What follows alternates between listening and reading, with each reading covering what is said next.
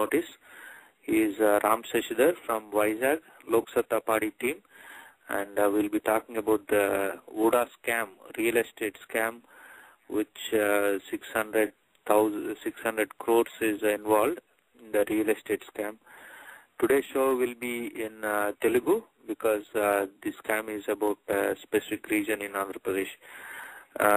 Ram Shashidhar garu unnarandi? Namaste andi, cheppandi. Thanks for joining at a really short notice, and we appreciate you joining us. So ముందుగా మీ గురించి అంటే మీ team గురించి కొంచెం చెప్తారా? మీరు లోక్ సత్తాలో పనిచేస్తుంటారు కదా? యా షూర్ అండి. అందరికీ నమస్కారం. నా పేరు రామ్ శశిధర్ అండి. ప్రస్తుతానికి లోక్ సత్తా పార్టీ యూత్ వింగ్ యువ సత్తా తరఫున విశాఖపట్నం జిల్లాలో పనిచేస్తున్నాను. మెయిన్ గా యూత్ టీమ్ కి సంబంధించి యువ సత్తా విశాఖపట్నంలో అవినీతికి సంబంధించిన వాటి మీద ఎక్కువగా పోరాటం చేస్తూ ఉంటాము. అలాగే అధికార వికేంద్రీకరణకు సంబంధించి కానివ్వండి, రైట్ టు ఇన్ఫర్మేషన్ లాంటి టూల్స్ కి సంబంధించి కానివ్వండి, అవేర్నెస్ జనాల్లో క్రియేట్ చేయడం దాని మీద కూడా పనిచేస్తుంటాము. రీసెంట్ గా మనం తీసుకున్నట్లయితే సార్ చెప్పినట్టుగా కూడా భూ కుంభకోణానికి సంబంధించి స్కామ్ మీద కానివ్వండి, అలాగే బాక్సైట్ మైనింగ్ కి సంబంధించి స్కామ్ మీద కానివ్వండి, అవినీతికి వ్యతిరేకంగా పోరాటం కూడా జరుగుతూ ఉంది. ఇంతే కాకుండా పొల్యూషన్ కి సంబంధించిన ఈవెంట్స్, ఫర్ ఎగ్జాంపుల్ కోట వీధి ఇష్యూ మీ అందరికీ తెలిసే ఉంటుంది. పోర్టు కాలుష్యానికి సంబంధించి ఎంత ఇష్యూ జరుగుతుందో విశాఖపట్నంలో తెలిసిందే. ఆ పోర్టు కాలుష్యానికి సంబంధించి కానివ్వండి, పొల్యూషన్ మీద వర్క్ చేస్తున్నాం. అలాగే ఎన్టీపీసీ పొల్యూషన్ కి సంబంధించి కూడా. ఇదే కాకుండా కొన్ని fundamental issues like facilities in government school కి సంబంధించి కూడా వర్క్ చేస్తూ ఉన్నాం, సుప్రీంకోర్టు ఆర్డర్ కి సంబంధించి. ఇవే కాకుండా యాంటీ కరప్షన్ మీద మెయిన్ గా యూత్ లో అవేర్నెస్ క్రియేట్ చేయడానికి ఈవెంట్స్ అవి డిజైన్ చేస్తూ ఉంటాం. Last year 2010 December 9th international anti corruption day సందర్భంగా డాక్టర్ జయప్రకాష్ నారాయణ గారి ఆధ్వర్యంలో ఇక్కడ వైజాగ్ ఆర్కే బీచ్ లో ఒక యాంటీ కరప్షన్ ర్యాలీ ద్వారా మా యాంటీ కరప్షన్ మూవ్మెంట్ ని వైజాగ్ లో స్టార్ట్ చేయడం జరిగింది ఒక 10K పీపుల్ తో. అది first step of our journey. ఆ తర్వాత అన్నా హజారే మూవ్మెంట్ లో కానివ్వండి, రీసెంట్ గా లోకాయుక్తకు సంబంధించి మూవ్మెంట్ లో కానివ్వండి, ఈవెంట్స్ అవి కంటిన్యూ చేస్తున్నాం. ఆ తర్వాత బాక్సైట్ మైనింగ్ సంబంధించి పోరాటం, అందులో ఏదైతే ఫ్రాడ్ అయితే ఏదైతే జరిగిందో, ఇల్లెజిటిమేట్ గా ఏదైతే పర్మిషన్స్ ఇచ్చారో దానికి సంబంధించి జేసీ కళా గారితో కూర్చోవడం కూడా జరిగింది. ఆ తర్వాత రీసెంట్ గా అయితే ఉడా భూములకు సంబంధించి ఏదైతే 600 కోట్ల కుంభకోణం ఏదైతే ఉందో, అందులో మొత్తం అన్ని రాజకీయ పార్టీలని, లోక్ సత్తా కాకుండా అన్ని రాజకీయ పార్టీలని ఒక వేదిక మీదకి లోక్ సత్తా ద్వారా తీసుకొచ్చి దాని మీద ఇప్పుడు పోరాటం చేయడం జరుగుతుంది. అలాగే అఖిలపక్షం రాష్ట్ర స్థాయి నాయకులు కూడా రేపు 11వ తారీఖున విశాఖపట్నం వచ్చి ఇక్కడ భూములు సందర్శించే ప్రోగ్రామ్ కూడా ఉంది. సో ఎట్టి పరిస్థితుల్లోని సిబిఐ ఎంక్వైరీ వేసేదాకా ఈ ఉడా భూములకు సంబంధించి కరప్షన్ మీద ప్రస్తుతానికి పోరాటం చేస్తున్నాం. అలాగే మా టీంలో ప్రసాద్, రాజశేఖర్ వర్మ గారు, అలాగే రవి, నిజన్ వీళ్ళందరూ సపోర్ట్ తీసుకొని మెయిన్ గా కాలేజ్ లెవెల్ నుంచి స్టూడెంట్స్ ని కూడా ఇన్వాల్వ్ చేస్తూ ఈ యాంటీ కరప్షన్ మూవ్మెంట్ ని రన్ చేస్తున్నాం. ఓకే, చాలా చక్కగా చెప్పారండి బ్యాక్గ్రౌండ్. మీరు చాలా టాపిక్స్ యాక్చువల్ గా రైజ్ చేశారు. మనం ఒకదాని తర్వాత ఒకటి maybe we can put more focus గా మాట్లాడదాం. ఇప్పుడు మీరు పొల్యూషన్ అన్నారు కదండి, దాని గురించి చెప్తారా? మనం ఎక్కువ సమయం ఉడా స్కామ్ మీద స్పెండ్ చేద్దాం, కాకపోతే మీరు కొన్ని అదర్ టాపిక్స్ ఇస్తారు కాబట్టి ముందు వాటి గురించి డిస్కస్ చేసి మళ్ళీ ఉడా స్కామ్కి వెళ్దాం. మీరు పొల్యూషన్ గురించి చెప్పారు, కొంచెం దాన్ని ఎక్స్ప్లెయిన్ చేస్తారండి?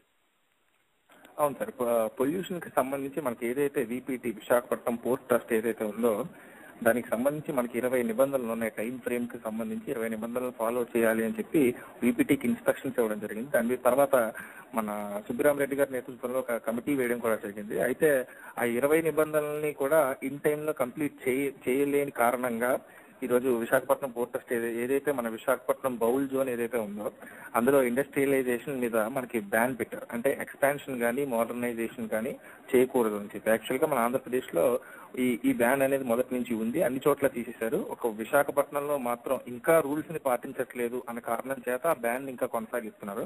దీని గురించి మేము మొదటి నుంచి కూడా పోరాటం చేస్తా ఉన్నాం. ఎప్పటికైనా సరే ఈ 20 నిబంధనలు అట్లీస్ట్ ఈ 20 ప్రిస్క్రైబ్ నిబంధనలు ఏదైతే మనకి పొల్యూషన్ బోర్డు ఏపీపీసీబీ ఏదైతే మనకి ఇన్స్ట్రక్షన్స్ ఇచ్చిందో వీపీటీ స్పెషల్ గా వీటిని ఎట్టి పరిస్థితులను చేయాలని చెప్పి చేసాం.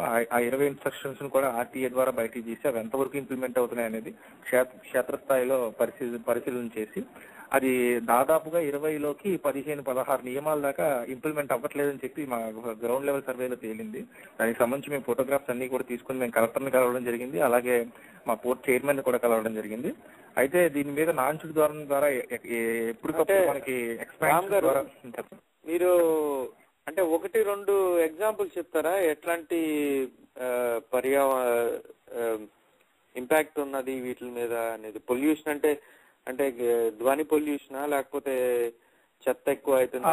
ఫర్ ఎగ్జాంపుల్ చెప్పాలంటే ఇప్పుడు మనకి కార్గోస్ డస్టీ కార్గోస్ అని చెప్పి వాళ్ళు ఏదైతే ఈ లోడ్ ఏదైతే వస్తుందో కెమికల్స్ కానివ్వండి వేరే ఏ లోడ్ అయినా సరే అది తీసుకెళ్లి వాళ్ళు ఆ ట్రావెలింగ్ ప్రాసెస్ లో డస్టీ కార్గోస్ అన్ని కూడా కవర్ చేయాల్సిన ప్రొసీజర్ ఉంటుంది.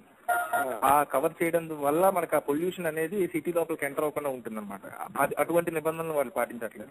అలాగే కొన్ని కెమికల్స్ అసలు ఎట్టి పరిస్థితుల్లోని ఏదైతే మనకి విశాఖపట్నం సిటీకి చాలా క్లోజ్ గా ఉంది, ఆల్మోస్ట్ కోట వీధి అంతా లోపలికి వచ్చేటటువంటి విధంగా ఏదైతే పోర్ట్ ఉందో ఆల్మోస్ట్ హార్ట్ ఆఫ్ ది సిటీలో ఉంది అన్నట్టుగా చెప్పుకోవచ్చు మనం పోర్టు. అటువంటి పోర్టులో కొన్ని కెమికల్స్ మీద నిషేధం కూడా పెట్టారు. ఈ కెమికల్స్ అనేది ఇక్కడ రవాణా జరగకూడదు అని చెప్పి ఆ నిబంధనలు కూడా వీళ్ళు బ్యాకప్ చేసే పరిస్థితి ఈ రోజు ఉన్నది. అందుకని అటువంటి ఎగ్జాంపుల్స్ తీసుకున్నట్లయితే మనకి పోర్ట్ మెయిన్ గా హార్ట్ ఆఫ్ ది సిటీలో ఉంది కాబట్టి ఆ పొల్యూషన్ డైరెక్ట్ గా ఇప్పటికైతే కోట వీధి దాకా వచ్చేసింది. కోట వీధి వాసులందరూ ఈ రోజు రోడ్డు మీదకి వచ్చి నిరాహార దీక్ష కూర్చునే స్టేజ్ దాకా వచ్చింది. ఇంకా మనం దీన్ని కంటిన్యూ చేసి ఆ ఎక్స్పాన్షన్ కోట వీధి ఎక్స్పాన్షన్ అంటున్నారు, అది కూడా ఎక్స్పాన్షన్ చేసినట్లయితే ఆ పోర్ట్ కి సంబంధించి ఏదైతే పొల్యూషన్ ఉందో అది డైరెక్ట్ సిటీకే ఎఫెక్ట్ చేసే అవకాశం ఖచ్చితంగా ఉంటుంది. ఓకే. అయితే ఇప్పుడు పొల్యూషన్ సామాన్య ప్రజలకు కూడా ఇంపాక్ట్ అవుతుంది అంటున్నారా? ఖచ్చితంగా సార్. ఈ రోజు Visakhapatnam is going to become one of the most polluted city in Andhra Pradesh అని చెప్పి మనకు ఆల్రెడీ స్టార్ట్ అయింది. పొల్యూషన్ స్టాటిస్టిక్స్ లో కూడా మన టాప్ 10 లోకి ఆల్రెడీ చేరిపోయాం విశాఖపట్నం. దానికి ముఖ్య కారణం one of the main reasons ఈ పోర్ట్ పొల్యూషన్ అని చెప్తున్నారు. దీనికి ప్రత్యేకంగా మనం ఎటువంటి చర్యలు తీసుకోవడం, పోర్టుని లేదంటే వేరే చోట తరలించడం ఇటువంటివి ఏం చేయగలేదు సార్. మెయిన్ నిబంధనలు సరిగ్గా పాటించకపోవడం వల్ల ఆ పొల్యూషన్ ఏదైతే ఉందో సిటీకి ఎఫెక్ట్ అవుతుంది. సో ఆ నిబంధనలు కరెక్ట్ గా పాటించినట్లయితే వారు సరైన కేర్ తీసుకున్నట్లయితే ఆ పొల్యూషన్ మాక్సిమం మనం అక్కడ కంట్రోల్ చేయొచ్చు. దానివల్ల ఇది హార్ట్ ఆఫ్ ది సిటీలో ఉండడం వల్ల కామన్ మ్యాన్ ఖచ్చితంగా ఎఫెక్ట్ అయ్యారు. మెయిన్ గా లంగ్ ప్రాబ్లమ్స్ అవి ఆల్రెడీ కోట వీధి ప్రజలు అనుభవిస్తున్నారు. అయితే అక్కడి నుంచి వేరే చోటకి షిఫ్ట్ చేస్తాం వాళ్ళని అన్నట్టుగా అంటున్నారు కాబట్టి అక్కడ వరకు పర్వాలేదు. కానీ ఈ ఎక్స్పాన్షన్ ఏదైతే ఉందో ఇప్పుడు జరుగుతున్న ప్రొడక్షన్ కి 10 times ఎక్స్పాన్షన్ విదిన్ 1 year లో చేయాలని చెప్పి వాళ్ళు స్ట్రాటజీస్ పెట్టుకున్నారు వీపీటీ వాళ్ళు. అది కనుక జరిగినట్టయితే కోట వీధి కాకుండా ఇంకా జగదాంబ దాటి కూడా ఆ పొల్యూషన్ వచ్చే అవకాశం ఉంటుంది. దానివల్ల కామన్ మ్యాన్ ఖచ్చితంగా ఎఫెక్ట్ అవుతారు. మెయిన్ గా లంగ్ కి సంబంధించిన డిసీజెస్ వస్తాయని చెప్పి నిపుణులు చెప్తున్నారు. మామూలుగా వైజాగ్ అంటే మనకి బాగా ఎంతో సుందరమైన పట్టణం, అలాగే చుట్టుపక్కల కూడా వాతావరణం అది బాగుంటది అని పర్యావరణ కూడా పర్యాటకులు అది ఎక్కువ వచ్చే పరిస్థితి ఉంది వైజాగ్ చుట్టుపక్కల గ్రామాలకి. దీని కాకపోతే ఈ పొల్యూషన్ అనేది డెఫినెట్ గా మరి వీటి మీద ఇంపాక్ట్ అయ్యే పరిస్థితి కనబడుతుంది మీరు చెప్తున్నారు. అవును సార్. మనకు వైజాగ్ తో మరొక ప్రాబ్లం ఏంటంటే అది బౌల్ జోన్ లో ఉండిపోయింది. అటుపక్క కొండలు, 2 పక్కల కొండలు ఉన్నాయి, ఒక పక్కన సముద్రం ఉంది. సో ఏదైనా పొల్యూషన్ ఎంటర్ అయ్యింది అంటే అది బయటికి వెళ్ళడానికి అవకాశం లేదు, ఆ బౌల్ జోన్ లోనే ఉండిపోతుంది అనమాట. అందుకని special care should be taken in this bowl zone Visakhapatnam సంబంధించి. మనతో పాటు శ్రీకాంత్ గారు జాయిన్ అయ్యారండి. అలాగే ఇండియా నుంచి రాజు గారు గాని ప్రసాద్ గారు గాని జాయిన్ అయ్యారా? నేను జాయిన్ అయ్యానండి, రాజ్ వర్మ గారు. మనం లైవ్ లో ఉన్నామండి రేడియో షో. ఇప్పుడు రామ్ శేష్ గారితో స్టార్ట్ చేసాం. సో శ్రీకాంత్ గారు, వెల్కమ్ టు యూ ఆల్సో. మనం ఇప్పుడు వైజాగ్ లోని ఉడా స్కామ్ గురించి మెయిన్ గా మాట్లాడతాం. అలాగే రామ్ శేష్ గారు అలాగే రాజ్ వర్మ గారు ఇండియా నుంచి వైజాగ్ లోక్సత్తా పార్టీ నుంచి జాయిన్ అయ్యారు. వీళ్ళిద్దరూ కూడా గ్రౌండ్ లెవెల్లో పనిచేస్తున్నారు. అలాగే ఉడా స్కామ్ మీద ఎస్పెషల్లీ ఈ మధ్య కాలంలో బాగా న్యూస్ లోకి వచ్చింది. అన్ని పార్టీలతో కలిపి ముందుకు సాగుతా సిబిఐ ఎంక్వైరీ చేయాలని డిమాండ్ చేస్తున్నారు వీళ్ళు. సో మన ఉడా స్కామ్ కి వెళ్లే ముందు ఇంకొక టాపిక్ అండి. మీరు బాక్సైట్ కూడా బాగా న్యూస్ లో వచ్చింది, బాక్సైట్ మైనింగ్ గురించి. ఇప్పుడు బాక్సైట్ మైనింగ్ అంటే మనకి ప్రజాభిప్రాయం అది సేకరణ చేశారు, బట్ అది కూడా బాగా న్యూస్ లో వచ్చింది అది సరిగ్గా చేయలేదు అన్నట్టుగా. ఇప్పుడు బాక్సైట్ మైనింగ్ వల్ల వైజాగ్ పరిసర ప్రాంతాల్లో ఎట్లాంటి ఇంపాక్ట్ ఉంటుందని మీరు అనుకుంటున్నారు, చెప్తారు? అవును సార్. ఫస్ట్ ఆఫ్ ఆల్ మనకి ఏదైతే ఇండస్ట్రియలైజేషన్ మైనింగ్ వీటికి లోక్సత్తా వ్యతిరేకం అయితే కాదు. కానీ ఏదైనా సరే చట్టబద్ధంగా ఏదైతే ప్రొసీజర్ ఉందో ఆ ప్రొసీజర్ ప్రకారం మెయిన్ గా రాజ్యాంగ ఉల్లంఘన జరగకుండా చేయాలని చెప్పి మొదటి డిమాండ్ చేస్తా ఉన్నాం. అయితే ఇక్కడ హోల్ ప్రాసెస్ ఏదైతే ఈ బాక్సైట్ మైనింగ్ సంబంధించి ఇప్పటిదాకా ఏదైతే జరిగిందో అది చాలా చట్టాలని అట్ ద సేమ్ టైం రాజ్యాంగాన్ని కూడా ఉల్లంఘించే విధంగా ఉంది. రాజ్యాంగంలో షెడ్యూల్ 4 ఏదైతే ఉందో అది కంపల్సరీ ఉల్లంఘిస్తున్నారు. దానికి చాలా వరకు మీకు ప్రూఫ్స్ చాలా వరకు ఉన్నాయి. అందులో కొద్దిగా మర్చిపోయి నేను కొంచెం తెలుసుకున్నాను. అందులో మొట్టమొదటిది ఏంటంటే ఫస్ట్ ఆఫ్ ఆల్ ఈఐఏ అని చెప్పి వాటి ఏదైతే బాక్సైట్ మైనింగ్ ఉందో దానికి సంబంధించి కంప్లీట్ డీటెయిల్స్ అని ఒక బుక్ రూపంలో సబ్మిట్ చేస్తారు. ఈఐఏ అంటారు దీన్ని. అటువంటి ఈఐఏస్ ఒక్కొక్క జోన్కి ఒక్కొక్క ఈఐఏ ప్రిపేర్ చేసి సబ్మిట్ చేసి పర్మిషన్ తెచ్చుకోవాల్సి ఉంటుంది. మొత్తం 4 జోన్స్ ఉన్నాయి. బాక్సైట్ మైనింగ్ ఏదైతే ఇక్కడ గిరిజన ప్రాంతాల్లో మొత్తం 4 జోన్స్ ఉన్నాయి. 4 జోన్స్ కి సంబంధించి 4 ఈఐఏస్ కి పర్మిషన్ తెచ్చుకున్నారు. యాక్చువల్ గా 4 పబ్లిక్ హీరింగ్స్ కండక్ట్ చేయాల్సి ఉండగా ఒకే ఒక పబ్లిక్ హీరింగ్ కండక్ట్ చేశారు. అది కూడా ఒక పబ్లిక్ హీరింగ్ కూడా మేము ఆర్టీఏ వేసి ఎవరికి ఏపీఎస్ఆర్టీసీ వాళ్ళకి ఆర్టీఏ వేసి మేము తెచ్చుకున్నాం. ఆర్టీఏలో వాళ్ళు ఏం చెప్పారంటే ఆ రోజు ఏదైతే పబ్లిక్ హీరింగ్ జరిగిందో ఆ రోజు పోలీస్ శాఖ వారి స్పెషల్ ఇన్స్ట్రక్షన్స్ మేరకు మేము ఆ రోజు బస్సులు నడపలేదు అని చెప్పి వాళ్ళ ఆర్టీఏలో రిపోర్ట్ ఇచ్చారు మాకు. ఆ రిపోర్ట్ ప్రకారం ఒక పబ్లిక్ హీరింగ్ కి ఆ గిరిజనులు ఎవరిని రానివ్వకుండా చేసి ఎవరైతే ఫేవర్ గా ఉన్నారో మైనింగ్ కి వాళ్ళని మాత్రమే తీసుకొచ్చి సరైన పద్ధతిలో లేకుండా ఆ పబ్లిక్ హీరింగ్ చేయడం అనేది జరిగింది. ఒకే పబ్లిక్ హీరింగ్ చేసి 4 ఈఏలు తెచ్చుకోవడం కూడా జరిగింది. అటువంటి విధంగా ఆ విధంగా ఫస్ట్ వైలేషన్ అక్కడ జరిగింది. ఆ తర్వాత ఏదైతే 1997 సమతా జడ్జిమెంట్ ఏదైతే ఉందో దాన్ని కూడా వైలేట్ చేశారు. ఇటువంటి ఎగ్జాంపుల్స్ చాలా ఉన్నాయి. వీటిలన్నింటినీ లోక్సత్తా పార్టీ తరఫున మెయిన్ గా యూత్ వింగ్ తరఫున ఏదైతే జస్టిస్ కాలా కమిటీ మన రీసెంట్ గా వచ్చిందో వాళ్ళ దగ్గరికి వెళ్లి దీని అంతటినీ ఒక బుక్ రూపంలో తయారు చేసి ఒక డాక్యుమెంట్ రూపంలో వాళ్ళకి సబ్మిట్ చేయడం జరిగింది. వాళ్ళతో పాటు ఒక హాఫ్ అన్ అవర్ డిస్కస్ చేయడం కూడా జరిగింది. ఏదైతే మీరు ఏరియల్ సర్వే అంటున్నారు, ఏరియల్ సర్వే అని చెప్పి హెలికాప్టర్ లో తిరుగుతున్నారు, దానివల్ల మీకు గిరిజనుల స్పందన గిరిజనుల ఎలా ఉంటుందో తెలియదు. అలాగే మీరు గిరిజనులకి రీఎంబర్స్మెంట్ అంటున్నారు, ఉద్యోగాలు కల్పిస్తా ఉంటున్నారు, వాటి గురించి స్పెసిఫిసిటీ లేదు, గాల్లో లెక్కలు పెట్టినట్టుగా చెప్తున్నారు.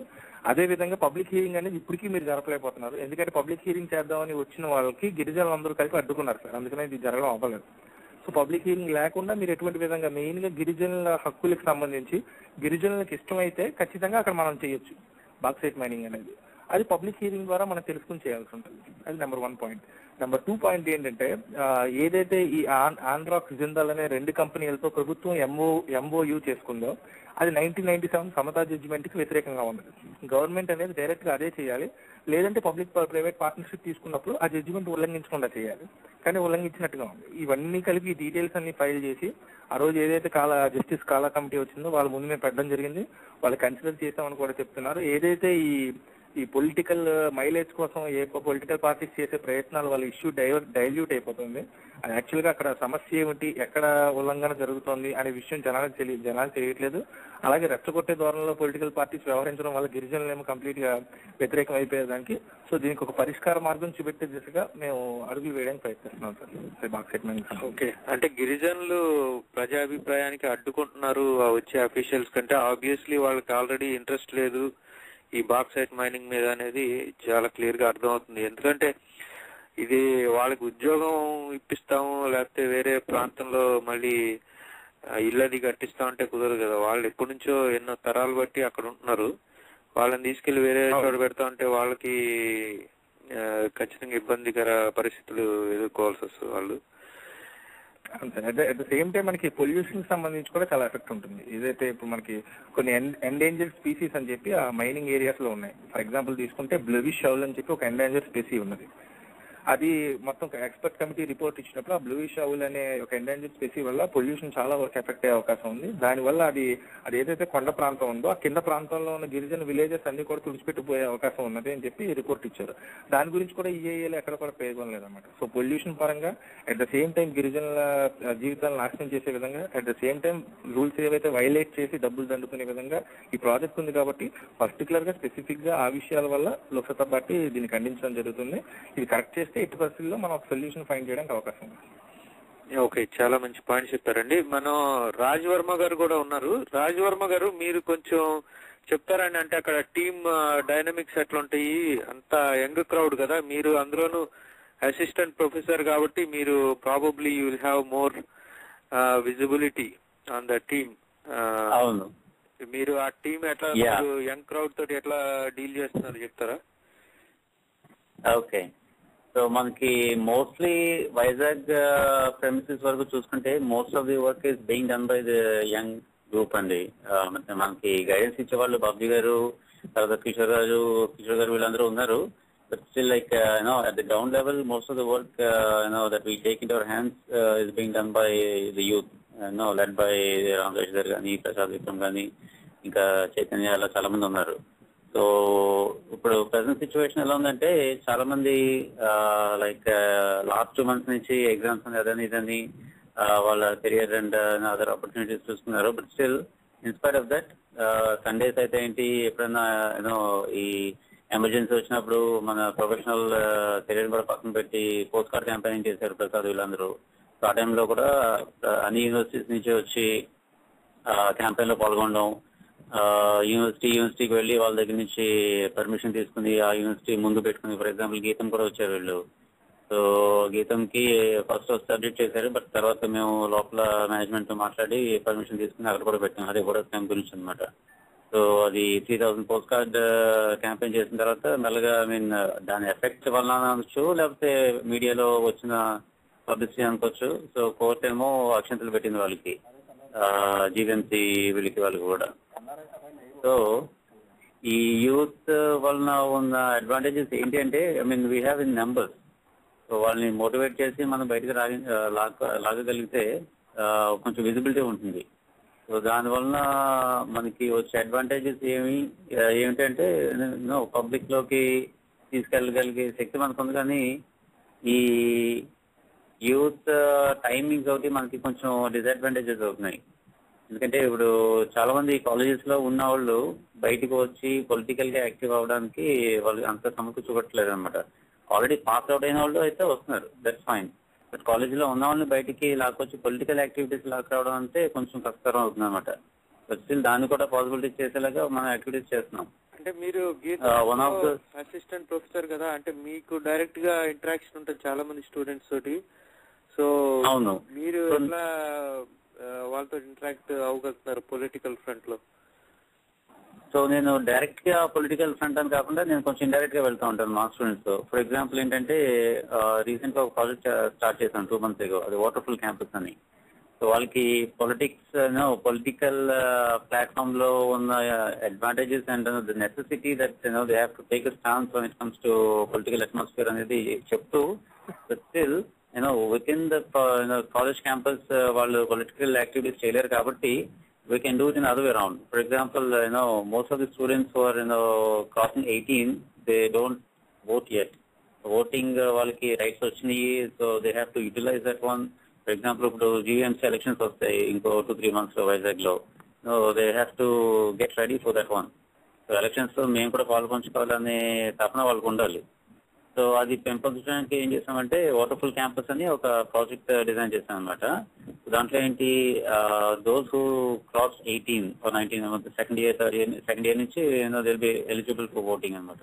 వాళ్ళకి మేము క్లాస్ కి వెళ్ళి వాళ్ళకి ఇంపార్టెన్స్ ఆఫ్ ఓట్ గురించి చెప్పి, గీతంలో చాలా ఉంటాయి. ఇట్స్ పొల్యూషన్ ఫ్రీ క్యాంపస్ అంటాం, ఎందుకంటే చాలా గ్రీనరీ ఉంటుంది మా క్యాంపస్ లో.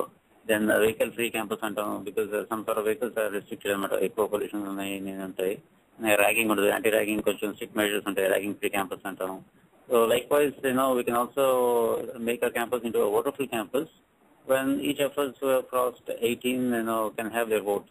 సో దానికోసం చెప్పి మేము క్లాస్ కి వెళ్ళి వాళ్ళ డీటెయిల్స్ అన్ని తీసుకుని మేము ల్యాబ్ లోనే ఆన్లైన్ ఓటర్ రిజిస్ట్రేషన్ క్యాంపెయిన్ మొదలు పెట్టాం అనమాట. సో ఆల్రెడీ 2 సెక్షన్స్ చేసాం, లైక్ 2 into 66 120 members ఆల్రెడీ అయ్యారు. అండ్ దెన్ ఎగ్జామ్స్ వచ్చాయి అనమాట. లాస్ట్ మొన్న సమ్మర్ ఎగ్జామ్స్ వచ్చేటప్పటికి మళ్ళీ బ్రేక్ పెట్టాం. మళ్ళీ నెక్స్ట్ June 15 కాలేజ్ ఓపెనింగ్ అయిన తర్వాత then will continue that project. And it was also the main part is it was also approved by our registrar. So he was also very happy with that one, and he also approved and he allotted some funds for us. So it was doing in accordance with Geetha management. So they don't have any problem with that. దానివల్ల వచ్చే fetching ఏంటంటే ఈ campus లో ఒకసారి మేము prove చేయగలిగితే, ఇది ఒక మనం చేస్తున్న ఇప్పట్లో అయిపోయేది కదా అనమాట. We have to put that in a loop ఎలా అంటే నెక్స్ట్ ఇయర్ నుంచి ఫస్ట్ మనం అందరినీ చేసేస్తే నెక్స్ట్ ఇయర్ నుంచి సెకండ్ ఇయర్ లోకి ఎంటర్ అయ్యే వాళ్ళు automatically they have to register for the vote as well as they enroll into the third semester. They also have to register the vote and they have to show that they're already voters.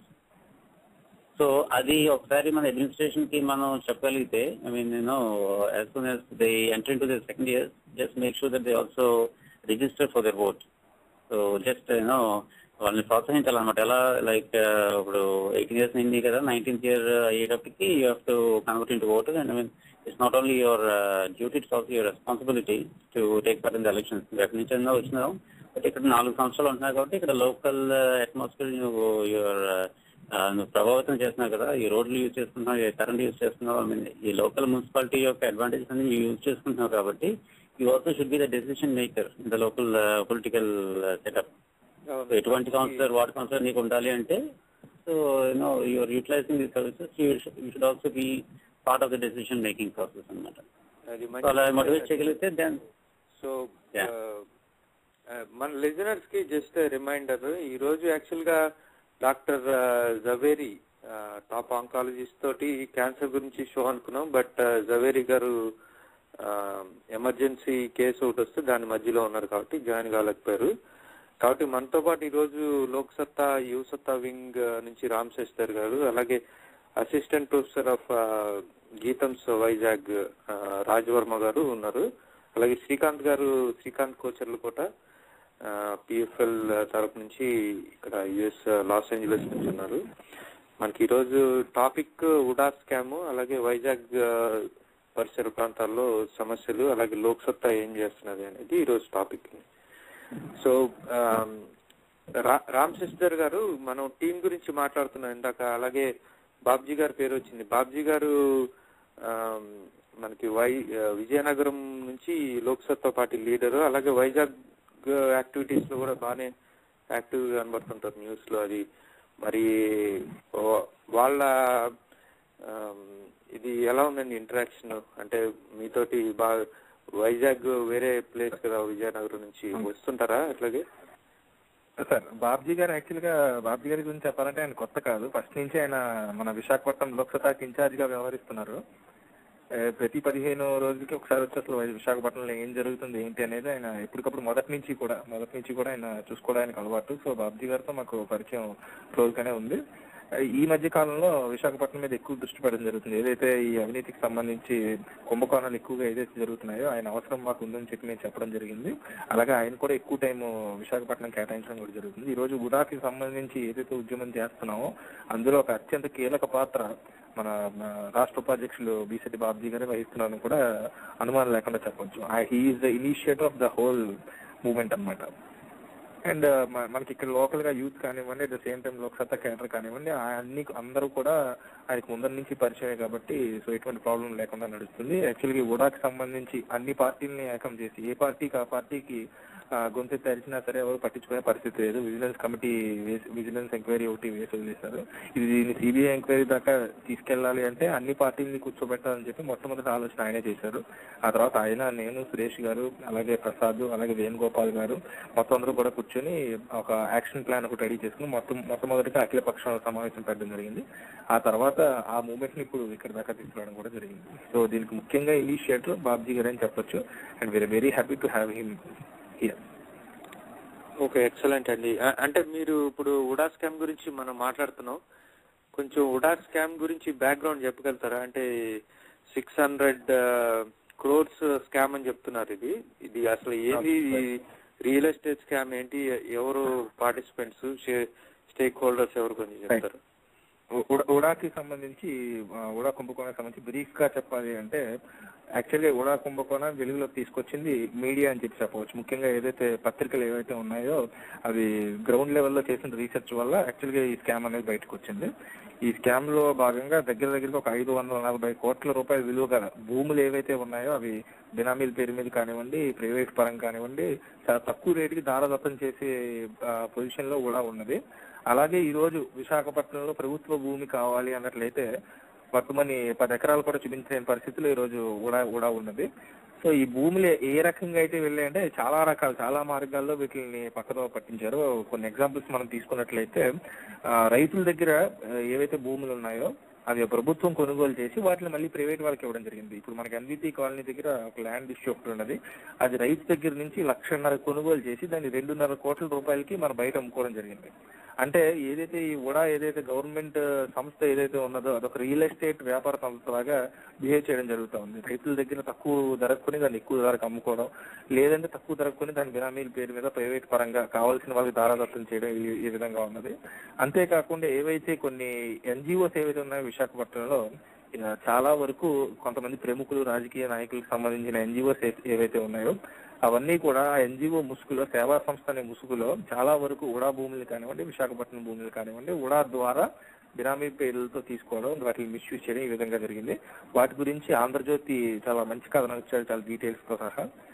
అంతేకాకుండా ఇప్పుడు వాటికి సంబంధించి solutions దగ్గరికి వెళ్ళినట్లయితే CBI enquiry వేయాలని చెప్పి నేను చెప్తా ఉన్నాను. ఎందుకంటే అది కొద్దో గొప్ప రాజకీయాలకు కొద్దిగా అతీతంగా జరిగేది కాబట్టి ఉన్న వాటిల్లో సిబిఐ ఎంక్వైరీ అయితే ఆ విషయాలన్నీ బయటకు వస్తాయి. అట్లీస్ట్ శిక్ష పడడం వాటి పక్క నుంచి విషయాలన్నీ బయటకు వస్తాయని చెప్పి సిబిఐ ఎంక్వైరీ గురించి డిమాండ్ చేస్తా ఉన్నాం. అలాగే ఎవరైతే ఇక్కడ అవినీతికి పాల్పడ్డారో వాళ్ళకి శిక్ష కూడా వేయాలని చెప్పి చెప్తున్నాను. ఎందుకంటే డైరెక్ట్ గా కోన శశిధర్ గారండి వీసీ ఆయనే డైరెక్ట్ గా ఈ ఉడాలో అవకతవకలు ఉన్నాయని చెప్పి బహిరంగంగా ఒప్పుకోవడం కూడా జరిగింది. సో డిప్పు లేకుండా పొగరాదన్న చందాన ఖచ్చితంగా ఉడాలో అక్రమాలు అయితే జరుగుతున్నాయని చెప్పి ఖచ్చితంగా మనం అనుకోవచ్చు. అయితే ఇక్కడ ఇంకొక విషయం కూడా ఉంది. కొంతమంది ప్రముఖులు అధికారులని బెదిరించి ఈ ల్యాండ్స్ ఏవైతే ఉన్నాయో వాటికి బినామీల పేరు మీద రాస్తున్నారని కూడా ఆరోపణలు ఉన్నాయి. అయితే అటువంటి అధికారులు ఎవరైతే బెదిరింపులకు గురయ్యారో వాళ్ళకి మరి వాళ్ళు నష్టపోకుండా చూడాల్సిన బాధ్యత కూడా ప్రభుత్వానికి ఉన్నది. అలాగే ఎవరైతే ఈ బెదిరింపులకు పాల్పడ్డారో వాళ్ళ మీద చర్యలు తీసుకోవాల్సిన బాధ్యత కూడా ఉన్నది. ఇప్పటిదాకా ఏదైతే 540 కోట్ల రూపాయల విలువ గల భూమి ఏదైతే దారాదత్తం చేశారో కూడా వారు ఆ భూములన్నీ వెనక్కి తీసుకోవాల్సిన అవసరం కూడా ఉన్నదని చెప్పి రోజు డిమాండ్ చేశాం. దీనికి సంబంధించి కొన్ని మనకి అక్రమాలకు సంబంధించి కొన్ని ఎగ్జాంపుల్స్ తీసుకోవాలనుకుంటే వైఎస్ఆర్ స్టేడియం ఉన్నది మన హైవే మీద, నేషనల్ హైవే మీద. ఆ వైఎస్ఆర్ స్టేడియం దగ్గరగా 1,00,000 రూపాయలు పెట్టి స్థలాన్ని 1983లో తీసుకున్నారు. ఉక్కు పరిశ్రమకు అని చెప్పి, విశాఖపట్నానికి ఉక్కు మళ్ళా తీసుకొస్తామని చెప్పి ఉక్కు పరిశ్రమకు అని చెప్పి ఒక బడా రాజకీయ నాయకుడికి సంబంధించిన ఒక బంధువు ఒక ఆయన తీసుకున్నారు. ఆయన తీసుకుని ఇప్పటిదాకా అట్లీస్ట్ ఒక శంకుస్థాపన కానివ్వండి, ఒక పని మొదలు పెట్టడం కానివ్వండి, ఎటువంటి పని చేయలేదు. 1983 నుంచి 2012 దాకా ఆ పని అలా ఆగిపోయింది. ఆ భూమి వారి ఇష్టం వచ్చినట్టుగా వాడుకుంటూ ఉన్నారు. ఇవే కాకుండా హైగ్రీవా ఇన్ఫ్రాస్ట్రక్చర్స్ కానివ్వండి, అలాగే ఎండార్ 92/3 సర్వేలో ఒక 12 ఎకరాల భూమి ఒకటి ఉన్నది.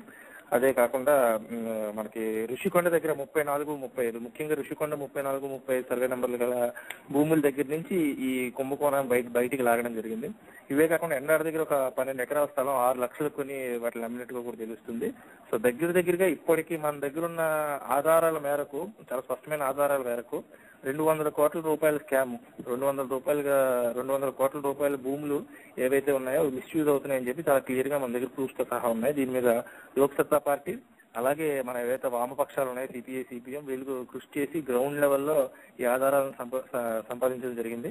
మిగతా ఆధారాలు ఏవైతే ఉన్నాయో పత్రికా వాళ్ళే బయట పెట్టి 550 కోట్లు దగ్గరగా ఉన్నాయని చెప్పి చెప్పడం జరిగింది. సో దీని మీద ఎట్టి పరిస్థితుల్లోనే యాక్షన్ తీసుకోవాలి. దీని మీద లోక్సత్తా పార్టీ మొట్టమొదటిగా అఖిలపక్ష సమావేశం ఏర్పాటు చేసి మొత్తం అన్ని పార్టీల్ని కూర్చోబెట్టి బీజేపీ, సిపిఎం, సిపిఐ, అలాగే టీడీపీ, అలాగే వైఎస్ఆర్సీపీ, మొత్తం అన్ని పార్టీలని కూడా సాధారణంగా ఏ రాజకీయ పార్టీ సమావేశాలు పెట్టినా సరే ఒక పార్టీ వాళ్ళు వస్తే ఇంకో పార్టీ వాళ్ళు రానంటారు, టీడీపీ వస్తే వైఎస్ఆర్సీపీ రానంటారు. కానీ అటువంటి పరిస్థితి లేకుండా ఏదైతే లోక్సత్తా పార్టీ క్రెడిబిలిటీ ఉన్నదో ఆ పార్టీ పిలిచింది కాబట్టి మొత్తం అన్ని పార్టీలు కూడా ఏకమై తాటిపై నడిచి ఒక అఖిల పక్షాన్ని ఏర్పాటు చేసుకోవడం జరిగింది. అఖిల పక్షం ఏర్పాటు చేసుకున్న తర్వాత దాని మీద ఒక కంప్లీట్ నివేదిక లాంటి తయారు చేసి మేము కలెక్టర్కి అందజేసి ఏదైతే మీరు జిల్లా పెద్దగా వ్యవహరిస్తున్నారో కొంచెం సీఎం మీద మీరు ఒత్తిడి తీసుకురావాలంటగా మేము రిక్వెస్ట్ చేయడం జరిగింది.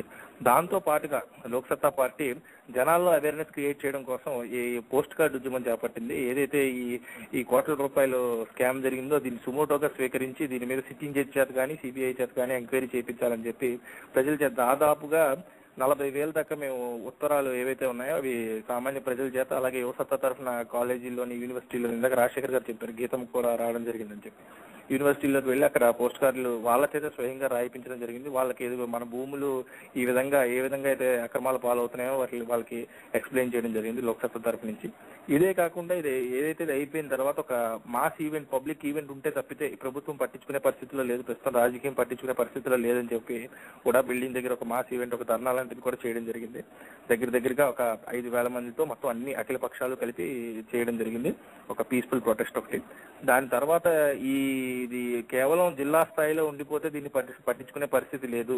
ఇప్పుడు ఏదైతే వేల కోట్లు, లక్షల కోట్ల స్కామ్లు వచ్చాయో దాంతో 500 కోట్లు జనాలకి నెంబర్ పరంగా పెద్ద కనిపించట్లేదు, కానీ నష్టపోయిన వాళ్ళకి ఇది చాలా పెద్ద అమౌంట్, చాలా పెద్ద కుంభకోణం అని ఆలోచన చేసి దీన్ని రాష్ట్ర స్థాయికి తీసుకెళ్లాలని చెప్పి రాష్ట్ర స్థాయి నాయకులందరినీ కూడా హైదరాబాద్ లో కూర్చోబెట్టి దాని మీద ఒక అఖిలపక్ష సమావేశం పెట్టడం జరిగింది. డాక్టర్ జయప్రకాష్ నారాయణ గారి ఆధ్వర్యంలో ఆ అఖిలపక్ష సమావేశం కూడా జరిగింది.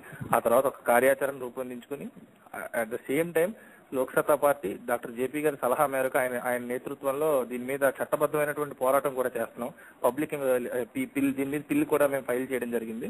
సో న్యాయపరంగా కూడా పోరాటం చేస్తా ఉన్నాం. అట్ ద సేమ్ టైం మనం గవర్నమెంట్ మీద ప్రెజర్ పెట్టాల్సిన బాధ్యత మన మీద ఉంది. కాబట్టి రేపు 11వ తారీఖున ఏదైతే అఖిలపక్ష రాష్ట్ర స్థాయి నాయకులు జయప్రకాష్ నారాయణ గారు, సిపిఐ నారాయణ గారు, అట్ ద సేమ్ టైం రాఘవులు గారు, బండారు దత్తాత్రేయ గారు, అట్ ద సేమ్ టైం మన టీడీపీ నుంచి అరుణ్ నాయుడు గారు, వీరందరూ కూడా ఏవైతే ఈ భూములు ఉన్నాయో వీటిని పరిశీలించడం కోసం 11వ తారీఖున రావాలని చెప్పి ఒక ఆలోచన కూడా చేసి ఉన్నారు.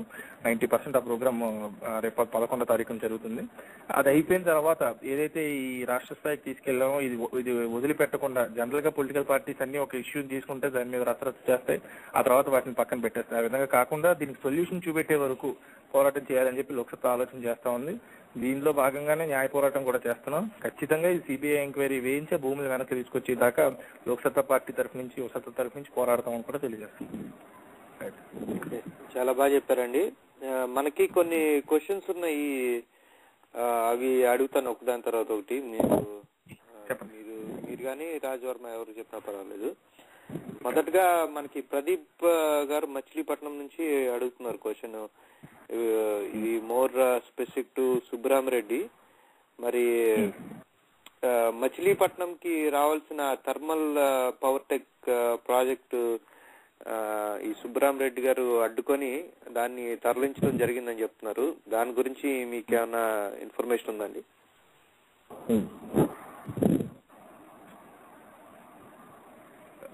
రాజ్ గారు చెప్తారా, నేను చెప్పమంటారు? చెప్పండి శశి. హలో,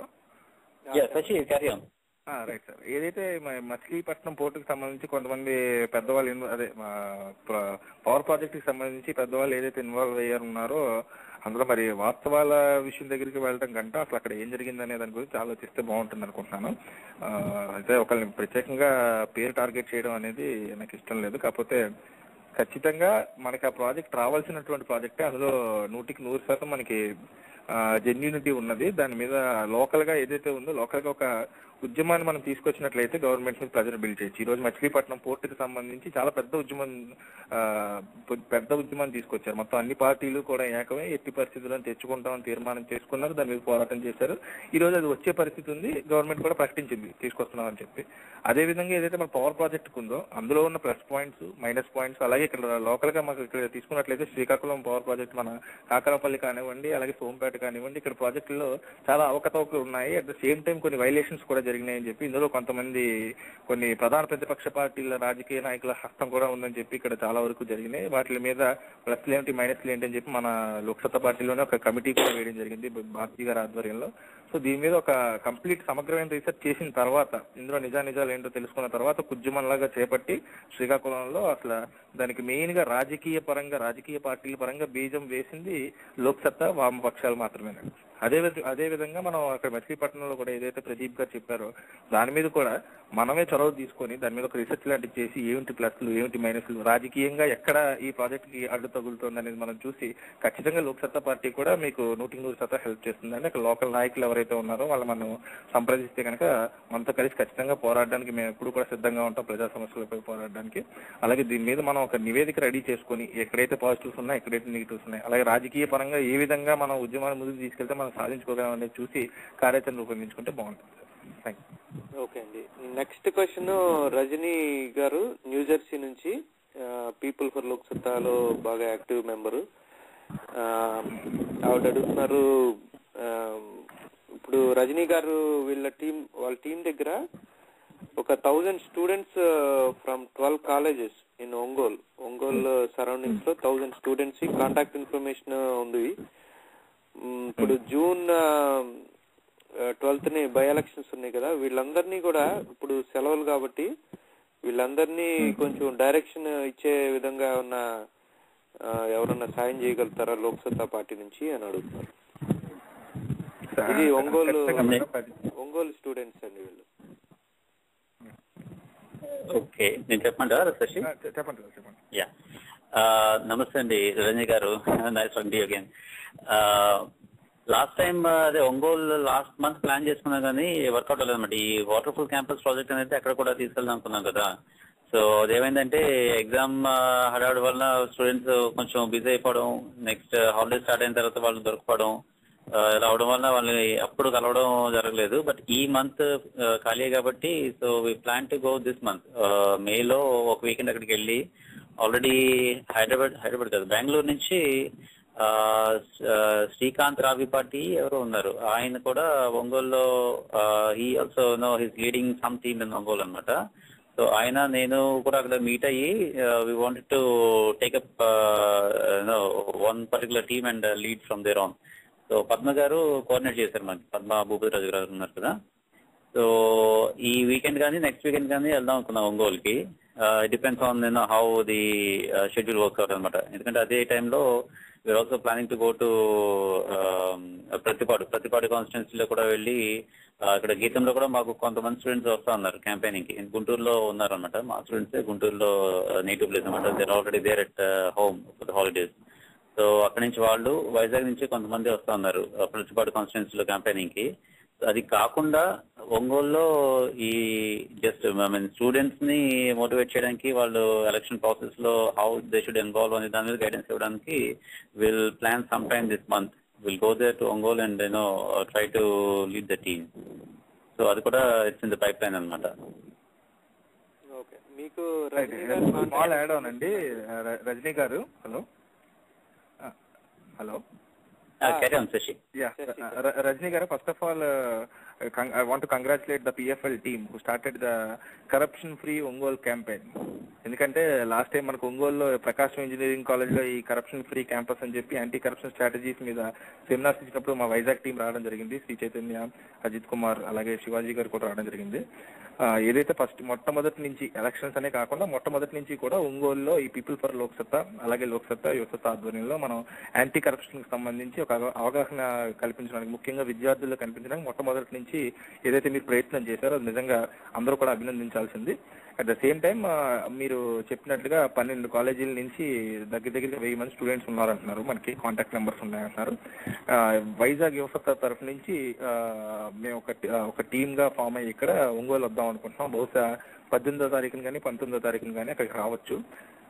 అక్కడికి వచ్చిన తర్వాత మనం కూర్చుని will plan how to reach the students and how to involve them in the election campaign and also how to involve them in the anti corruption movements. At the same time ఇక్కడ ఎవరైతే మా Yuvasatta team ఉన్నారో వాళ్ళకి ఈ phone call campaign కానివ్వండి, ఇటువంటి విషయాలు ఏమైనా మీరు ఏమైనా యాక్షన్ ప్లాన్ ఏమైనా ఉన్నట్లయితే ఖచ్చితంగా మేము దాంట్లో కూడా ఇన్వాల్వ్ అవుతాం. We want to help in it also. At the same time ఒక 5 నుంచి 6 దాకా ఈ యువసత్తా యూత్ ఒంగోలు వరకు కొంతమంది ప్రతిపాడు వెళ్తున్నారు మన రాజశేఖర్ గారు చెప్పినట్టుగా. అలాగే కొంతమంది ఇక్కడ లోకల్ గా సిపిఎం పోటీ చేస్తున్న నియోజకవర్గాల్లో సపోర్ట్ ఇవ్వడం కోసం కొంతమంది వెళ్తున్నారు. అట్ ద సేమ్ టైం కొంతమంది ఒంగోలు బాబ్జీ గారి ద్వారా ఒంగోలు కూడా రావాలని చెప్పి ప్లాన్ చేసుకుంటా ఉన్నాం. అయితే అదే శివాజీ గారిని ఒకసారి సంప్రదించి ఆయన చెప్పిన మేరకు మేము ఒంగోలు ఎప్పుడు రావాలి అనేది మీకు కొంచెం డేట్ చెప్తాను. Will contact to each other and will plan the action plan for reaching the students in Ongole.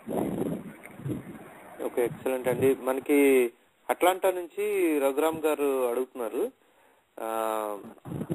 Raghuram గారు కూడా చాలా యాక్టివ్ మెంబర్ ఇన్ పిఎఫ్ఎల్. ఏమడుగుతున్నారంటే, మీరు ఇందాక చాలా ప్లాన్స్ చెప్పారు ఆల్రెడీ. ఉడా స్కామ్ లో మీరు ఆల్రెడీ ఏం చేశారు, అలాగే ఏం చేయబోతున్నారు అనేది. అలాగే ఫ్యూచర్ లో ఇంకేమన్నా మాస్ ర్యాలీ అది ఏమన్నా ప్లాన్ చేస్తున్నారా? మీరు ఇందాక చెప్పారు ఆల్ పార్టీ మెంబర్స్ వస్తున్నారు స్టేట్ లెవెల్ నుంచి అని. అలా కాకుండా ఇంకా ప్రజల్ని ముందుకు తీసుకెళ్లే విధంగా ఏమైనా ర్యాలీ ఉడా స్కామ్ కి సంబంధించి అడుగుతున్నారా? ఉడా స్కామ్ కి సంబంధించి ఉడా స్కామ్ కి సంబంధించి మొట్టమొదటి ఏదైతే రాష్ట్ర స్థాయిలో ఒక మనకి ఏదైతే ఒక నాషన్ అయితే ఉందో దాన్ని రాష్ట్ర స్థాయికి పంపించడం జరిగింది. అట్ ద సేమ్ టైం రాష్ట్ర నాయకులు ఇన్వాల్వ్ చేయడం జరిగింది. ఇది కాకుండా ఇది జరిగే ప్రాసెస్ లో మేము ఇక్కడ గ్రౌండ్ లెవెల్లో వైజాగ్ లో ఎవరైతే బాధితులు ఉన్నారో ఈ ఉడా స్కామ్ కి సంబంధించి ఎవరైతే భూములు పోగొట్టుకున్న వారు కానివ్వండి, ఉడా స్కామ్ వల్ల నష్టపోయిన వారు కానివ్వండి, వీళ్ళందరినీ కూడా ఐడెంటిఫై చేయడం జరుగుతూ ఉంది. అయితే దానికి సంబంధించి కొన్ని డీటెయిల్స్ రావడంలో గవర్నమెంట్ ఆఫీసర్స్ నుంచి డీటెయిల్స్ వాళ్ళు బయటికి ఇవ్వట్లేదు. సో దాని విధంగా రైట్ టు ఇన్ఫర్మేషన్ యాక్ట్ ద్వారా ఆ డీటెయిల్స్ అన్ని కూడా తెప్పించుకోవడం జరుగుతుంది. ఆ ప్రాసెస్ నడుస్తుంది. ఇన్ మీన్ వైల్ మేము చేసేది ఏంటంటే ఈ గ్రౌండ్ లెవెల్లో ఎవరైతే నష్టపోయిన వాళ్ళు ఉన్నారో వాళ్ళందరినీ కూడా ఏకం చేసి వాళ్ళకి అసలు జరుగుతున్న పరిస్థితి వివరించి ఏదైతే పొలిటికల్ పార్టీస్ రియాక్ట్ అవ్వకుండా ఉన్నాయో, ఎవరైతే చాలా కాలం నుంచి వాళ్ళు నమ్ముతూ వచ్చారు, చాలా పార్టీలని కానివ్వండి, చాలా వ్యక్తుల్ని కానివ్వండి నమ్ముతూ వచ్చారు, ఎవరైతే వాళ్లే ఈ కుంభకోణంలో భాగస్వాములు అయి ఉన్నారు. కొంత మనం తీసుకున్నట్లయితే చాలా వరకు పొలిటికల్ పార్టీలు మనతో కలిపి ఉద్యమంలో భాగస్వాములు అవుతూ కూడా స్థానికంగా ఉన్న కొంతమంది ప్రధాన ప్రతిపక్షానికి సంబంధించిన ఎమ్మెల్యే కానివ్వండి, అలాగే ఒక ఎంపీ కానివ్వండి, ఈ లోకల్ గా ఉన్న కొంతమంది కూడా ఈ స్కామ్ లో ఇన్వాల్వ్ అయి ఉన్నారని చెప్పి చాలా గట్టిగా బయటకు వినిపిస్తూ ఉంది. ఎవరైతే ఉన్నారో వాళ్ళందరూ మన భూములు మనం పోగొట్టుకున్న ఈ రోజు గవర్నమెంట్ వల్ల వాటిని తిరిగి మనం వెనక్కి తెచ్చుకుని మన న్యాయం జరిగే అవకాశం ఉన్నది, దానికోసం లోక్సత్తా మీ వెనకాల ఉన్నది, మా ఈ ఉద్యమాన్ని నడిపిస్తున్నది అని చెప్పి వాళ్ళు ఒక నమ్మకాన్ని తీసుకొచ్చి వాళ్ళందరితోటి ఏదైతే మన రాజకీయ పార్టీలే అన్ని చేస్తున్నట్లయితే ప్రజలు రాజకీయానికి మాకు సంబంధం లేదనే భావనలో ఉన్నారు. అందుకని ఫస్ట్ ఆఫ్ ఆల్ అసలు జరిగిన కుంభకోణ జనంలో తీసుకెళ్ళడానికి ఈ పోస్ట్ కార్డు ఉద్యమం చేపట్టడం జరిగింది. దానికి వచ్చిన అద్భుతమైన రెస్పాన్స్ వచ్చింది. నిజంగా విశాఖపట్నంలో ఇప్పటిదాకా అటువంటి రెస్పాన్స్ మేము ఇప్పటిదాకా చూడలేదు.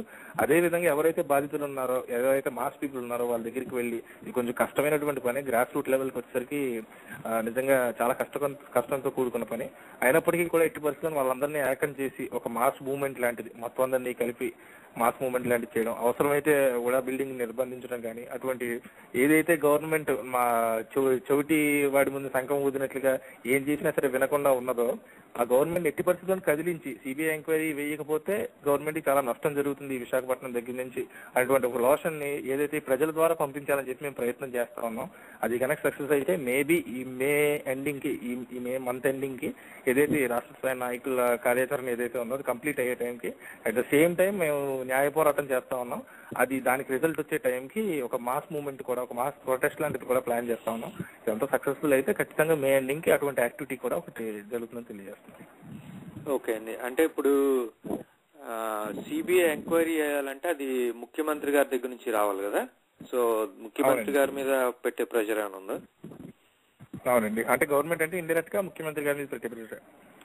ఎప్పుడైతే గవర్నమెంట్ నిలబడలేని పొజిషన్ ఉన్నది ఆ విశాఖపట్నం ఏరియాలో, గవర్నమెంట్ మీద వ్యతిరేకత వస్తూ ఉన్నది అనేది ఎప్పుడైతే అనిపించిందో ఆటోమేటిక్ గా చీఫ్ మినిస్టర్ మీద ఒత్తిడి పెడుతుంది. చీఫ్ మినిస్టర్ సిబిఐ ఎంక్వైరీకి ఆదేశించే అవకాశం ఉన్నది. ఆల్రెడీ ఈ ఉద్యమం మొదలుపెట్టిన తర్వాత ఉద్యమాన్ని చల్లార్చే పనిలో భాగంగా విజిలెన్స్ కమిటీ విజిలెన్స్ ఎంక్వైరీని వేయడం జరిగింది. అయితే విజిలెన్స్ ఎంక్వైరీ అనేది కంప్లీట్ గా గవర్నమెంట్ చేతిలో నడిచింది. సో ఎవరైతే ఈ గవర్నమెంట్ సంబంధించిన వాళ్ళు, రాజకీయ నాయకులు, బడాబాబులు ఎవరైతే ఇన్వాల్వ్ అయి ఉన్నారో వాళ్ళందరినీ పక్కకు పెట్టి అధికారులు ఎవరైతే బెదిరింపులకు లోనై పాల్పడిన వాళ్ళు ఎవరైతే అధికారులు ఉన్నారో వాళ్ళ మీద శిక్షలు రుద్దే ప్రయత్నం చేస్తున్నారు. సో జరగకుండా నిజంగా ఎవరైతే అవినీతికి పాల్పడ్డారో వాళ్ళ శిక్షలు పడి ఈ భూములని వెనక్కి వచ్చే విధంగా సిబిఐ ఎంక్వైరీ జరిపించారు. సిబిఐ ఎంక్వైరీ వేసినా దీనికి పర్మనెంట్ సొల్యూషన్ అంటే మనకు దక్కదండి. ఎందుకంటే సిబిఐ కూడా పూర్తి స్వతంత్ర ప్రతిపత్తి లేదు మనకి. అందుకే జయప్రకాష్ నారాయణ గారు మన అసెంబ్లీలో కూడా చెప్తా ఉన్నారు, సిబిఐకి కానీ ఏదంటే లోకాయుక్తాన్ని తీసుకురండి, లోకాయుక్తాన్ని బలపరచండి, సిబిఐకి ఇండిపెండెన్సీ స్వయం ప్రతిపత్తి కల్పించండి అని చెప్పి. సో మనకున్న వ్యవస్థలో పరిమితమైనటువంటి స్థాయిలో ఒక బెస్ట్ రిజల్ట్స్ ఏవైతే తీసుకురాగలమో ఆ విధంగా మేము ప్రయత్నం చేస్తా ఉన్నారు. ఓకే, చాలా చక్కగా చెప్పారండి. ఇంకొక టాపిక్ మనకి ఒక 3-4 months బ్యాక్ వచ్చింది వైజాగ్ గురించి. ఈ రెడ్డి ల్యాబ్స్ నుంచి కార్మికులందరూ కూడా బాగా ధర్నాలు అది చేయడం జరిగింది. దాని గురించి ఏమన్నా చెప్తారా? వాళ్ళ సమస్యలు ఎట్లా ఉన్నాయి? లోక్సత్తా ఏమన్నా పార్టిసిపేట్ చేసిందా? అవును సార్, ఇప్పుడు రెడ్డి ల్యాబ్స్ సంబంధించి ఈ మన ఎవరైతే ఈ కార్మికులంతా ఉన్నారో వాళ్ళు మొదటి నుంచి కూడా కొన్ని డిమాండ్స్ పెట్టడం జరిగింది. అది మాకు సంబంధించినంత వరకు అది అంతర్గత డిమాండ్లు అన్నట్టుగా మేము భావించాము. సో డిమాండ్లు ఏవైతే ఉన్నాయో జెన్యూన్ గానే ఉన్నాయి. అయితే అది ఏదైతే యాజమాన్యం ఉన్నదో వాటి స్పందించకపోవడంతో వాళ్ళు ప్రొటెస్ట్ చేయాల్సి వచ్చింది. ఆ తర్వాత అయితే లోక్సత్తా పార్టీ పూర్తిగా పాల్గొనలేదని చెప్పాలి. ఎందుకంటే అప్పటికి ఇంకా ఆ ఇష్యూకి సంబంధించినంత ఎక్స్పోజర్ రాలేదు. మేము వెళ్ళి ఇన్వాల్వ్ అయ్యేసరికి కొన్ని సర్దుబాట్లు అవి చేసుకున్నారు. ఎవరైతే కార్మిక నాయకులు ఉన్నారో వాళ్ళ యాజమాన్యంతో కలిపి కొన్ని డీల్స్ పెట్టుకుని కొన్ని ఒప్పందాల మేరకు సాధించుకోగలిగారు. అయితే అది ఇంకా పూర్తిగా సాల్వ్ అవ్వలేదని చెప్పాలి. అయితే ప్రస్తుతానికైతే దానికి సంబంధించి పోరాటం ఇంకా కంటిన్యూ అవ్వట్లేదు. ఎప్పుడైతే మనకి ఉద్యమం నిజంగా అక్కడ అన్యాయం జరిగింది అని చెప్పి తెలుస్తుందో ఖచ్చితంగా లోక్సత్తా పార్టీ దానికి వాళ్ళకి సపోర్ట్ ఇవ్వడానికి ఎప్పుడు కూడా ముందుంటుంది. ఓకే, అంటే ఇప్పుడు బాక్సైట్ మైనింగ్ గురించి కానీ, లేకపోతే ఇప్పుడు corridor Vizag to Kakinada corridor గురించి కానీ, లేకపోతే ఈ రెడ్డి ల్యాబ్స్ ఇలాంటి వాటిలో కూడా మనకి కమ్యూనిస్ట్ పార్టీలు బాగా ముందుండి యాక్టివ్ గా కనబడుతున్న పరిస్థితి ఉన్నది. వాళ్ళతోటి మీరు ఎలా అయినా ఈ ముందుకు పోయే పరిస్థితి ఉందంటారు? కరెక్టే సార్. అంటే మనం రెండు విషయాలు గమనించాలి. ఒకటి, కమ్యూనిస్ట్ పార్టీలకు సంబంధించి వాళ్ళ ఉద్యమాలు ఏదైతే ఉన్నాయో చాలా బాగా చేస్తారు. అలాగే కార్మికుల్లో చైతన్యం తీసుకొచ్చే విధంగా ప్రయత్నిస్తారు. అట్ ద సేమ్ టైం కొన్ని విషయాలకు సంబంధించి, కొన్ని ఉద్యమాలకు సంబంధించి కొన్ని భావోద్వేగాలు రెచ్చగొట్టే పరంగా వాళ్ళ కార్యాచరణ అది కూడా ఉంటుంది. అయితే లోక్సత్తా వరకు ఇక్కడ అన్యాయం జరిగింది కాబట్టి ఇక్కడ పూర్తిగా ప్రజల పక్షానో లేదా కార్మికుల పక్షానో వెళ్ళి ధర్నా చేసి మరింత ఒత్తిడి పెంచడం, లేదంటే భావోద్వేగాలను పెంచడం, ఈ విధంగా కాకుండా అసలు ఇష్యూ ఎలా సాల్వ్ చేయొచ్చు అనే దాని మీద ముఖ్యంగా పనిచేస్తుంది. ఇప్పుడు మీరు ఉదాహరణ తీసుకున్నట్టయితే బాక్సైట్ మైనింగ్ కి సంబంధించి పూర్తిగా అక్కడ రాకూడదు అని చెప్పి ఏదైతే ఉందో మన గిరిజనులందరిలోకి ఈ కమ్యూనిస్ట్ పార్టీలు ఆల్రెడీ నూరుకొస్తాయి.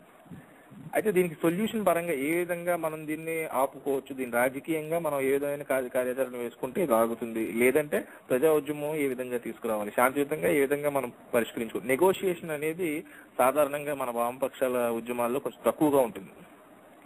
అయితే లోక్సత్తా పార్టీ ఆ పాత్రని వహించడానికి ముందరకు వస్తుంది. ప్రతి ఉద్యమంలో బాక్సైట్ ఉద్యమం కానివ్వండి, అలాగే కారిడార్ విషయం కానివ్వండి, పొల్యూషన్ కి సంబంధించి, పోర్ట్ పొల్యూషన్ కి సంబంధించి కానివ్వండి, ఏదైతే నెగోషియేషన్ చర్చల ద్వారా మనం ఇష్యూస్ ని సాల్వ్ చేసుకోవచ్చు అని చెప్పి మొట్టమొదటిగా లోక్సత్తా మాత్రమే చెప్పడానికి ప్రయత్నిస్తుంది.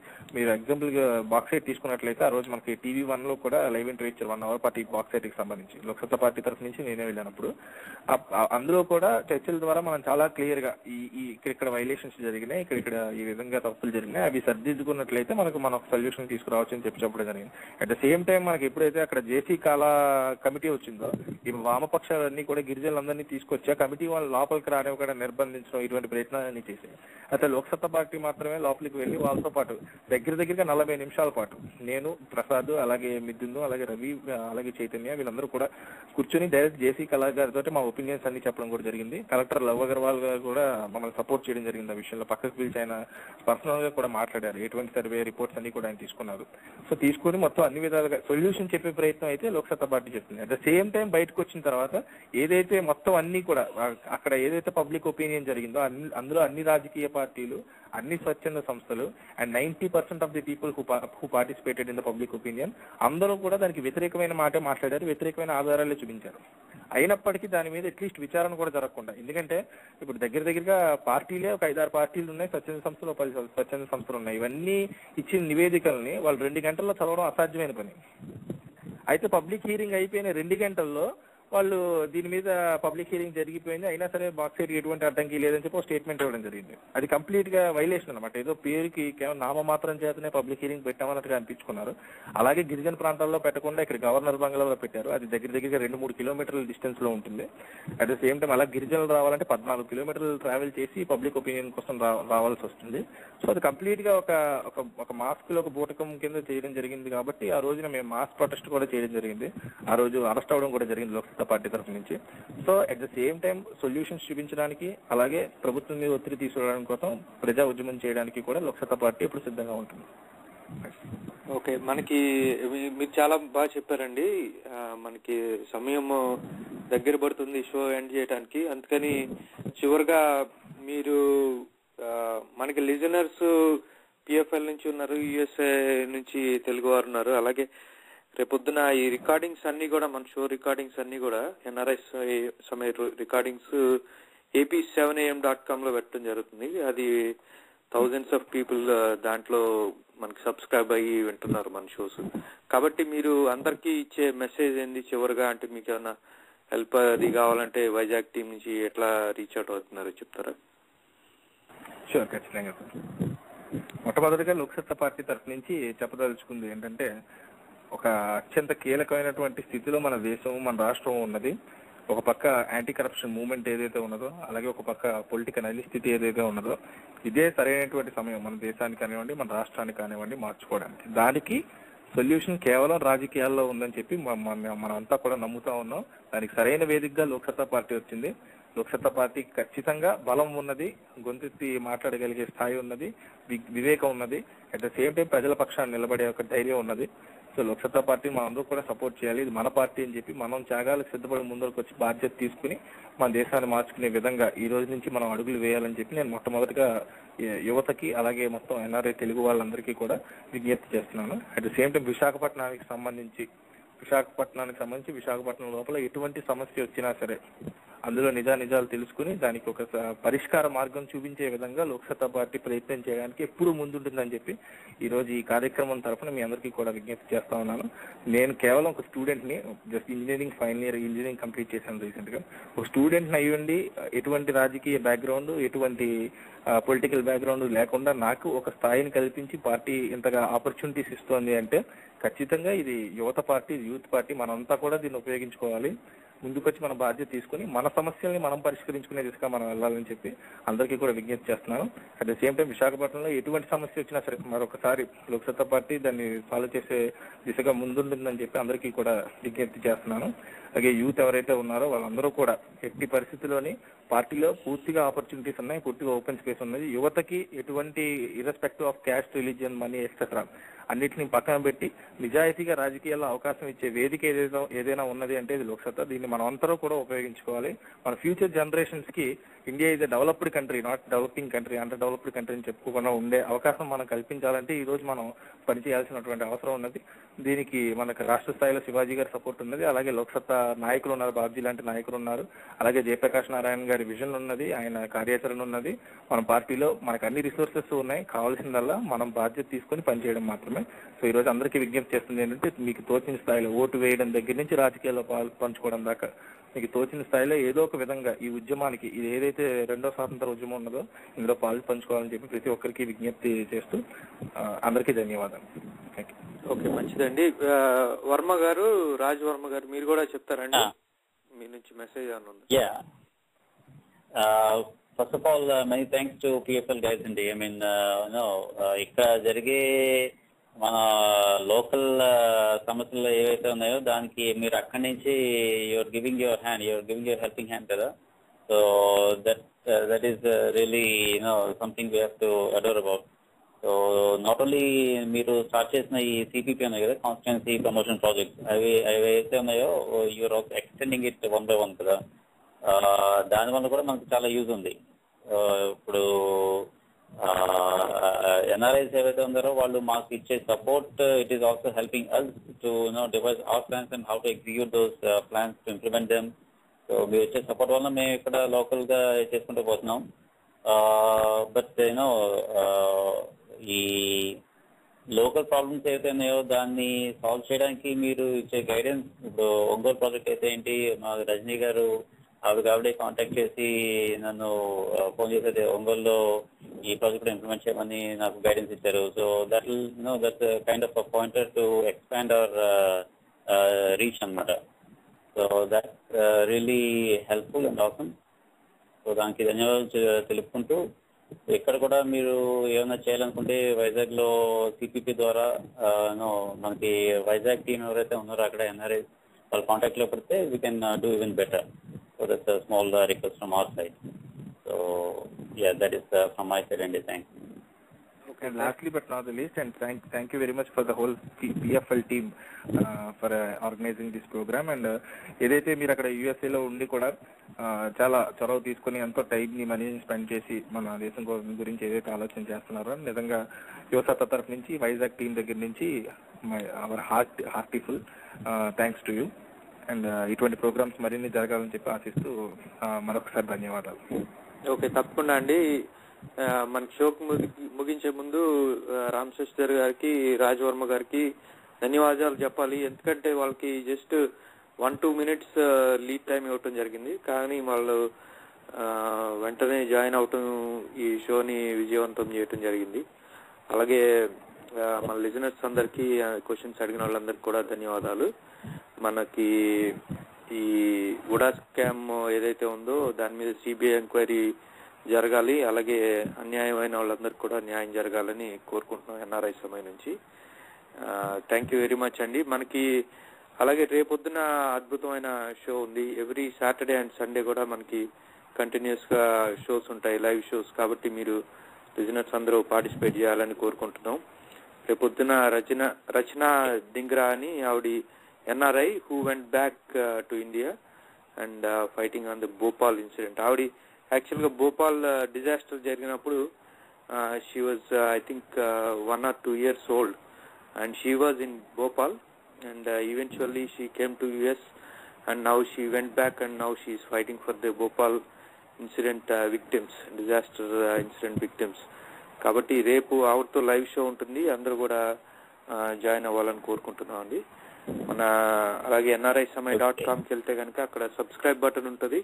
మీ ఈమెయిల్ కనుక పెడితే then you will get 1 email per week.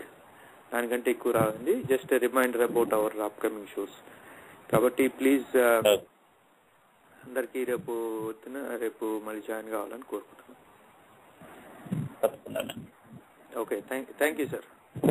Okay, thank you. Thank you sir Rajasekhar garu. Okay, thanks. Good night.